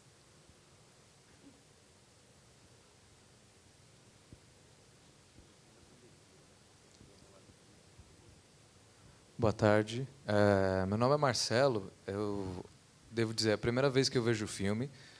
Achei ele maravilhoso. E uma coisa que o pessoal todo falou, e eu também senti a mesma coisa, essa parte das cenas quase que tem sido conjuntiva, assim, meio intersticial do filme, que é difícil algumas ideias transpassarem assim num roteiro diretamente, assim, não ter subentendido, porque senão fica muito direto. E eu achei que são cenas que foram muito bonitas do filme. Eu tenho 3 perguntas para cada um, basicamente. Em relação a como você pega um roteiro, por exemplo, de alguém, você talvez não tenha escrito o roteiro, mas é uma coisa que te chamou a atenção, coisas que estão escritas na página, o que fica de interessante que você decide, enfim, efetuar o roteiro, de virar um filme, aquela cena ou aquela instância do que está escrito e falar, isso aqui me tocou, isso vai virar um filme, eu quero fazer isso. Em relação à parte de fotografia, eu sou fotógrafo, sou arquiteto e fotógrafo. Como é que você consegue, digamos assim, fazer as decisões técnicas para a intenção artística? Você quer transferir o texto que o Sérgio está desenvolvendo em uma imagem. Digamos assim, decidir os pincéis da fotografia. Por exemplo, você falou das anamórficas. Como é que você consegue transpor essas imagens que o Sérgio está colocando no papel e para a tela? Como vocês conseguem fazer essa comunicação? E ainda depois de toda essa aquisição, de todo esse trabalho, a ordenação de um trabalho assim numa sequência de cenas. Vocês falaram do Wong Kar-wai, vocês falaram do Tarkovsky, e realmente os dois eu senti presentes, assim, o tema de águas, o tema a mudança de foco assim, entre personagens, o silêncio entre os personagens, que nem o In the Mood for Love do Wong Kar-wai. Eu achei um filme muito lindo e fiquei muito grato de ter visto ele, aliás. Então, é isso. Bom, com relação de eu pegar, porque eu sempre escrevi, eu nunca vivi a experiência ainda de dirigir uma coisa que outra pessoa tem escrito. Até há pouco tempo eu quase que ia tentar, me deu uma curiosidade assim de experimentar isso, mas eu nunca fiz, até porque eu acho que se eu também pegar uma coisa que alguém escreveu, eu vou reescrever por cima, assim, foi uma coisa, eu sempre quis dirigir, mas quando eu comecei e não tinha grana para pagar alguém para fazer, eu fui me desenvolvendo paralelamente como roteirista. Então, eu até agora eu já tive a experiência de escrever para outras pessoas dirigirem. Mas eu nunca tive a oportunidade, nunca peguei um roteiro de outra pessoa e sempre, até hoje, tudo que eu dirigi, eu escrevi também. Então, nunca. A experiência que eu tive é de pegar um conto, né, a história do Milton Ratum, e tentar entrar nela. Ele foi um guia, né, nesse sentido de que tinham coisas que já eram dadas pelo conto e pela literatura do Milton, que eram esses silêncios, esse subtexto. Uma coisa que caracteriza um pouco as coisas que eu escrevo, que eu tento fazer, é que eu só escrevo, quer dizer, eu tento, pelo menos, só escrever com subtexto. As pessoas nunca, que eu acho que isso traz o roteiro mais próximo da vida, eu tento, né? Para mim é uma falência quando alguém no filme diz o que ele está pensando. Sempre as pessoas dizem o que elas não estão pensando, né? Qualquer diálogo bom, ele parte da mentira, das pessoas esconderem, e ainda mais numa situação dramática como essa, né, que todo mundo tem alguma coisa a esconder. Então, todos os diálogos que eu escrevi eram sobre o que as pessoas escondiam, né? Porque o cara não pode, porque se ele fosse falar a verdade, a cena acabava, né? Porque ele ia falar, pô, eu estou apaixonado pela sua mulher, a mulher falar o que ela está pensando. Então, as cenas são sempre sobre o que as pessoas estão escondendo. E eu tento escrever sempre assim. Eu acho que todo diálogo bom, mas eu acho que todo diálogo bom de qualquer filme, ele parte de subtexto. Assim, é sobre qualquer cena boa, ela é sobre o que as pessoas escondem. Uma dificuldade que eu acho que, por exemplo, quem é roteirista de primeira obra, é que é difícil entender essa ideia do subtexto. Então, as pessoas escrevem o que um roteirista que não é tão experiente ou não é tão bom, ele escreve as pessoas falando o que elas pensam, mas, na verdade, os diálogos são sobre o que as pessoas escondem, né? Não sei se ficou claro, assim, mas assim, bom diálogo é sempre parte de uma mentira, né? A pessoa está escondendo alguma coisa e está falando para esconder o que ela pensa.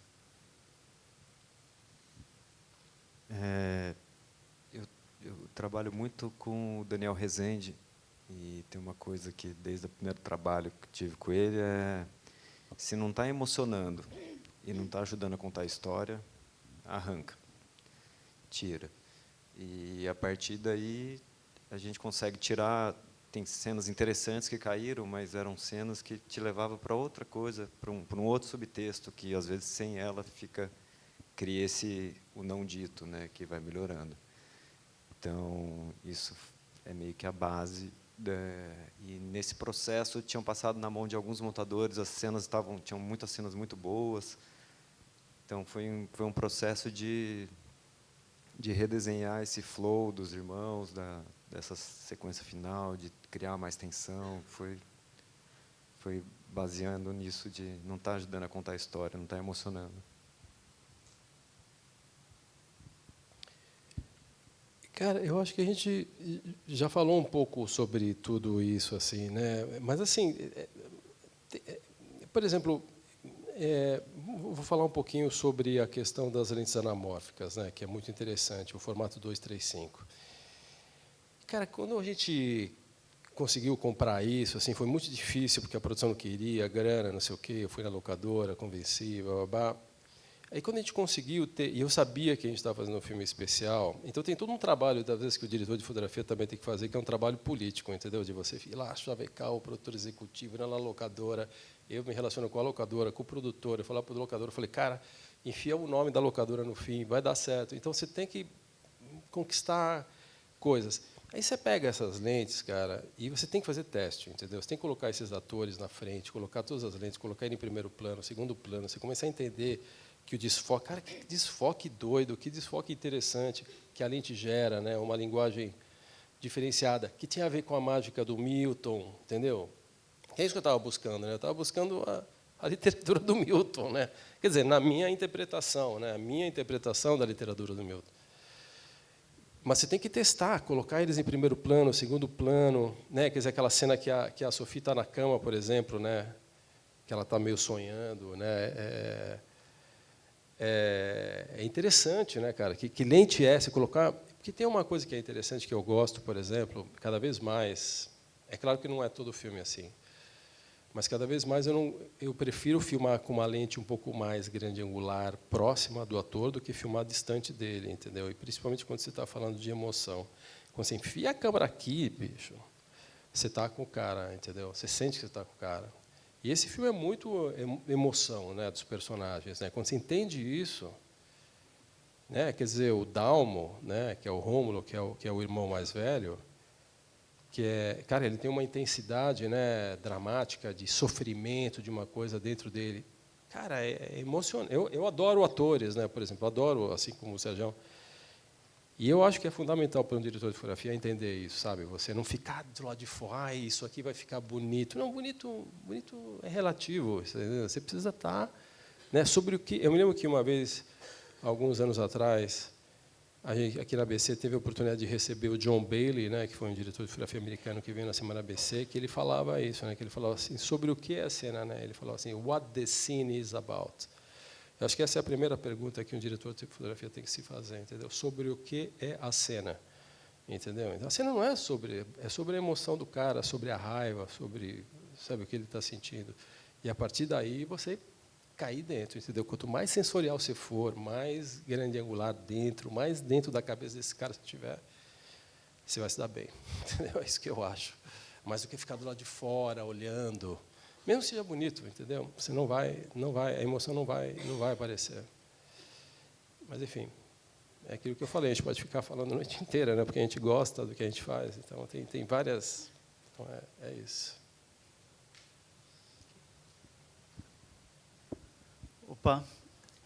Não, eu queria falar com vocês, nem é uma pergunta, assim, mas é que o primeiro livro que eu li do Hatoum me levou para um mundo assim completamente desconhecido, né? Que tinha essa atmosfera, esse clima todo e tal, não sei o quê.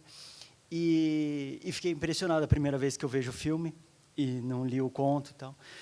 Mas como tem essa atmosfera, esse clima todo assim, que é muito fiel ao que eu tinha na minha cabeça, assim, né? E que, poxa, vocês conseguirem criar isso, né?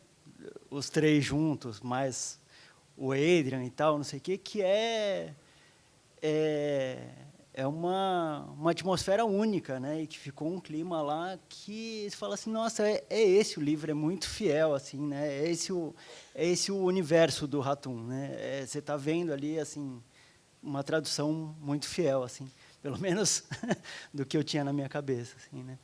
E a outra coisa é que é isso, né? Imprime muito isso, a equipe, né? Assim, como vocês não, os atores e o filme, né? Não é um filme estrangeiro lá naquele lugar, né? Tem isso que o Sérgio falou de estar lá, né? Assim, os atores com o passar do filme, você, né, eles estão lá, eles são personagens daquele lugar lá, e você não tem nenhum estranhamento, né? Mesmo o Daniel, que não é um biotipo amazônico, assim, né? Vai passando o filme, você vai imprimindo muito, né? Essa unicidade, assim, né? Com o lugar, enfim. Adorei o filme. E eu acho que o que ajuda muito isso também é a trilha, que é sensacional, a trilha do Beto, que tem um guitarrista que é do Pará, enfim. O Felipe Cordeiro, que é uma trilha do Beto, junto com o Felipe Cordeiro, que é um músico paraense maravilhoso. Assim.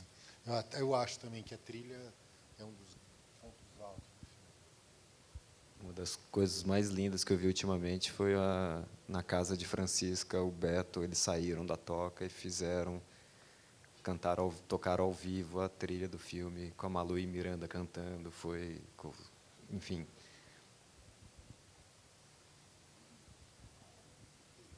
Mais perguntas? Como que a gente está de... Cadê o pessoal?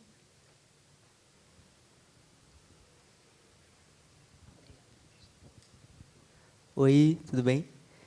Eu gostaria de saber quais sentimentos despertam em vocês ao assistir o projeto. É nítido o subtexto dos atores, muitas vezes eles não precisam dizer o que estão sentindo, que nós conseguíamos identificar pelo olhar, principalmente a cena do vestido. Então, eu gostaria de saber quais sentimentos despertam em vocês ao assistir e se teve, por exemplo, alguma referência que surgiu no momento, algo que veio à tona. A série ela é muito brasileira, é muito do nacional, né? Eu acho isso incrível. Então, eu gostaria de saber quais sentimentos despertam em vocês ao assistir o projeto depois de tanto tempo.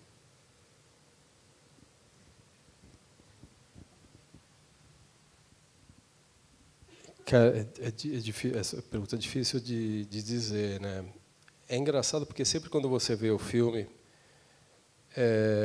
vem sensações diferentes, né? Tipo, algumas boas, né? E outras você fala assim, eu podia ter feito isso diferente, eu podia ter feito isso, eu podia ter feito... Mas isso é normal em qualquer projeto, né? Eu acho que para qualquer um de nós que filma, a gente fala assim, por que eu fiz isso assim? Por que eu não fiz isso assado? Por que isso não estava bom? Por que eu não enchi mais o saco? Filmar é um troço complicado, né, cara? Porque você tem que resolver muita coisa num curto espaço de tempo e às vezes você tem que ser muito, assim, sensorial mesmo, instintivo, mas muitas vezes nem sempre você toma as decisões certas, né? E você percebe isso depois, entendeu? Mas às vezes acontece o contrário também, né? De olhar e falar assim, cara, essa cena ficou boa, você ficou legal, entendeu? Ficou boa, assim. Eu acho que isso que sente, assim, essa coisa da brasilidade eu sinto, entendeu? Eu acho legal, eu me orgulho disso, é uma coisa que a gente busca, né? Que o Serjão, na pesquisa dele, no mergulho dele, cultural, regional, é fundamental isso, né? Quer dizer, como a cena do boi, né, pendurado, né? Ele queria essa cena, né? Você traz essas coisas.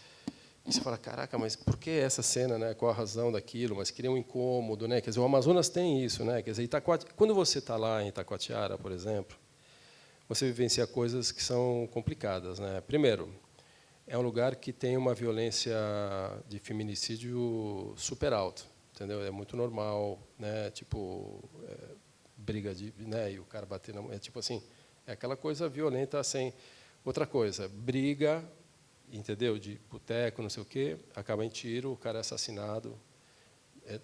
Está lá. Quando você está lá, você sabe que isso aconteceu, você escutou falar, aconteceu. Eu me lembro que a gente estava filmando com um bombeiro que estava no barco com a gente, e eu perguntei para ele, falei, cara, e aí, né? Que trabalho você faz aqui em Itacoatiara? Ele falou, cara, o trabalho que eu mais faço é recolher cadáver debaixo do rio. Então, na verdade, essas informações que você vai recebendo, elas fazem parte do filme também, né? Porque é a realidade, né, cara? Tipo, não tem como tampar o sol com a peneira. Você fala assim, esse é o nosso Amazonas, entendeu? Ao mesmo tempo, é um povo lindo, né? De uma comida bonita, de uma cultura bonita, de um visual interessantíssimo que está esquecido, né?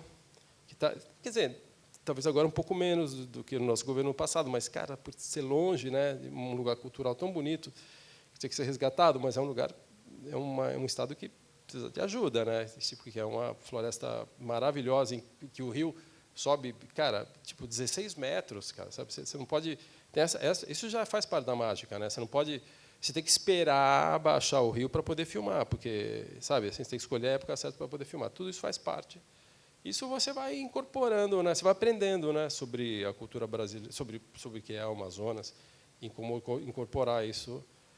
Eu me lembro que a gente foi visitar aquela fazenda que a gente filmou ali, que é onde o Rômulo, né, o Dalmo fura a mão, que é uma cena foda, né? Eu acho aquela cena, por exemplo, aquela cena eu acho incrível. E a cena já estava no roteiro, né? Eu falei, caraca, o Sérgio que escreveu essa porra. Tipo, e é incrível a cena, né? Um cara que sofre pra caralho, e que está sofrendo de desejo por aquela mulher, né? E eu me lembro quando a gente foi visitar aquela locação, o rio estava super bonito, a gente falou assim, cara, vamos dar um mergulho, vamos dar um mergulho. E tinha um menino pescando, assim, ele não parava de tirar um peixe. Assim. Quando ele tirou os peixes, assim, eu falei, cara, que porra de peixe? Era piranha, eu achei piranha, tipo... Enfim, você vai vivenciando aquele dia a dia ali, e aquilo você vai entendendo tudo, né? Passando a respeitar. Enfim, eu acho que, não sei se eu fugi muito do assunto, mas você vai entendendo o norte, né? O Brasil, você vai entendendo aquilo, né? E é isso. Eu queria perguntar, essa cidade, qual mais ou menos o tamanho dela? Ela é bem pequena? É uma cidade mediana, assim, de 100 mil habitantes? 60 mil. 60. Se E do eu que não sei. vive? Por que existe essa cidade? Vive do comércio. Eu acho. Comércio. Grande coisa, comércio, sei lá, funcionários públicos, não tem uma grande atividade. O norte, também um pouco para preparar isso, eu fiz um filme anterior, um filme chama Aqui Desse Lugar, sobre famílias que vivem de Bolsa Família. Aí a gente passava semanas morando com as famílias que vivem de Bolsa Família. Foi uma no Amazonas, uma no Piauí, uma no Ceará, uma em São Paulo e no Rio Grande do Sul. Fiz com o Fernando Coimbra, isso. E aí, quando a gente chegou na Amazônia, foi muito... Enfim, tem histórias loucas, mas, enfim, não vou contar agora. Mas, assim, quando a gente chegou no Amazonas, a gente demorava, porque era sobre Bolsa Família, e a sensação que tinha, e é claramente isso muito mais forte no Nordeste, é que havia uma melhora grande na vida das famílias que viviam de Bolsa Família. Havia uma evolução acontecendo no Brasil que se devia, em grande parte, ao programa. Só que, quando a gente chegou na Amazônia, eu ficava tentando entender cadê a melhora. E aí eu fiquei semanas procurando, e eu achava que estava procurando errado. Aí, depois que eu fui entender, é que essa melhora que houve no Brasil, esse progresso, não aconteceu na Amazônia. Ao contrário, a Amazônia ela só regride. Assim, ela é muito interessante, assim, que eu acho que é o oposto absoluto do Nordeste. No Nordeste, quando você vai numa família nordestina pobre, o filho é melhor que o pai e o pai é melhor que o avô. No Amazonas é o contrário. O filho é pior que o pai e o pai é pior que o avô. Uma família... E a gente pesquisou isso muito profundamente. Assim. Na Amazônia, o avô é um cara sábio, que entende da floresta, que é um cara... É muito interessante falar com os velhos amazonenses. Tem uma cultura absurda. Aí essa cultura foi meio perdida ali pelo pai, o cara que tem 40, 50 anos, está meio perdidão ali, não sabe... E o filho está fudido. Né? Aí é uma falta de perspectivas absoluta para os jovens amazonenses. A perspectiva é tráfico, ser menino, e prostituição, ser Já mulher. estava o tráfico lá muito Ave forte Maria, quando vocês fortíssimo, foram? né? Fortíssimo. Porque agora sim, já mas tem, eu não... mas isso já tem 15 anos, pelo menos, que é violentíssimo. Então, a gente ficou um tempão nesse documentário perdido, que eu falava, gente, a gente ficava rodando, e cadê a família que melhora? E eu demorei a entender, assim, demorei semanas a entender por que a gente está procurando errado, o que a gente não está entendendo. Aí depois, assim, quase que depois que a gente foi embora, que eu fui, não, é porque não melhorou mesmo, assim, né? Então, é o oposto do Nordeste, né? No Nordeste você tem um avô que é um cara que mal sabe falar, né? Que foi criado sem luz elétrica, que tem dificuldade, o pai que começou a estudar e o filho que quer entrar na faculdade. Isso é a cara do Nordeste pós-anos Lula, né? Só que isso não chegou na Amazônia porque a corrupção, a violência, o tráfico, de alguma maneira, alguma coisa não é a mesma coisa que no Nordeste. Assim. Claramente, você vai no Nordeste, houve uma evolução de uma época para outra. Eu fiz as primeiras viagens de locação quando era estagiário no Central do Brasil e depois roteirista do Abril Despedaçado, eu fui fazendo essas viagens. E eu voltei para fazer esse documentário que eu fiquei tão surpreso com a melhora do Nordeste que eu pensei, vou investigar se isso aconteceu no Brasil.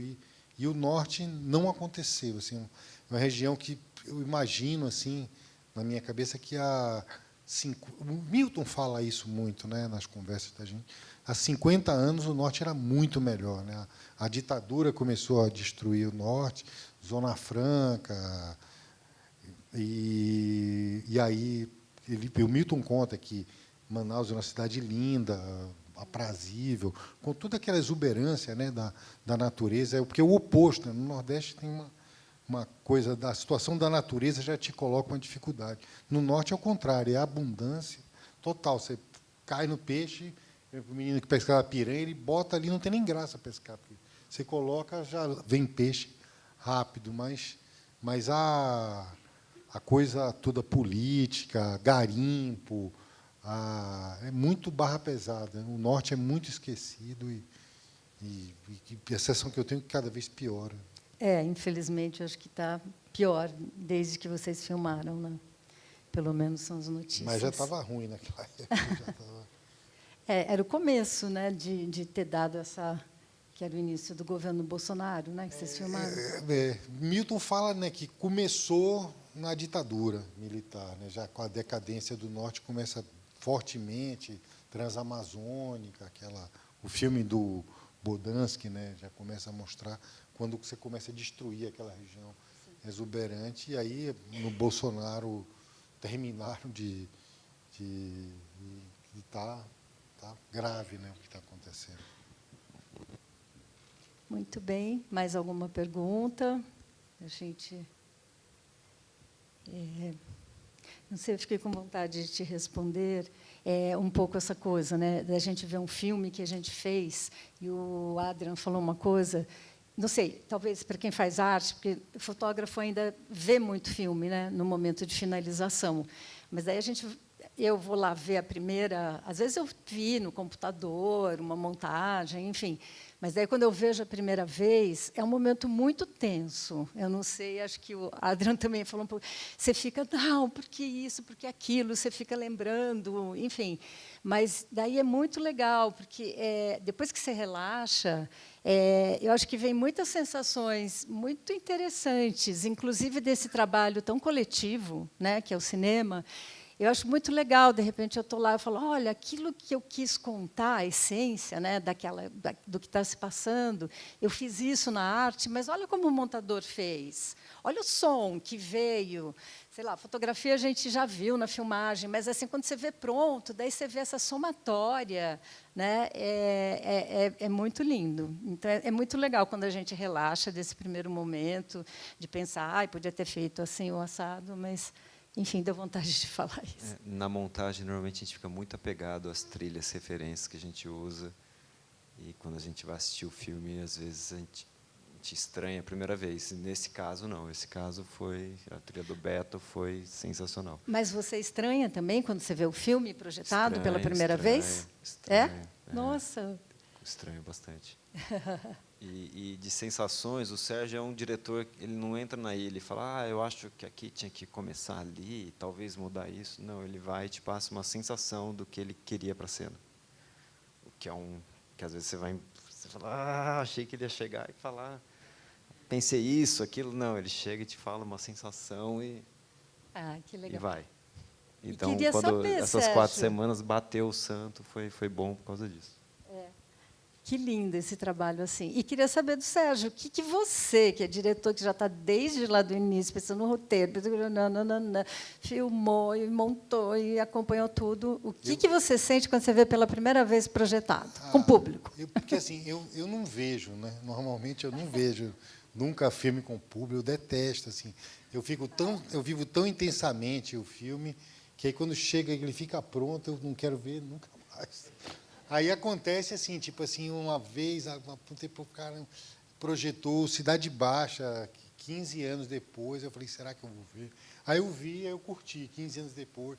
Mas mesmo assim eu fico pensando, eu podia ter feito aquilo diferente, essa cena podia ter sido melhor. Então eu não, na real, verdade mesmo, eu não gosto. Por exemplo, estou terminando agora o projeto mais longo da minha vida, que é a Arca de Noé, que são quase 11 anos fazendo ele, e vai lançar agora no mês que vem. E aí eu fiquei... Essa semana passada eu vi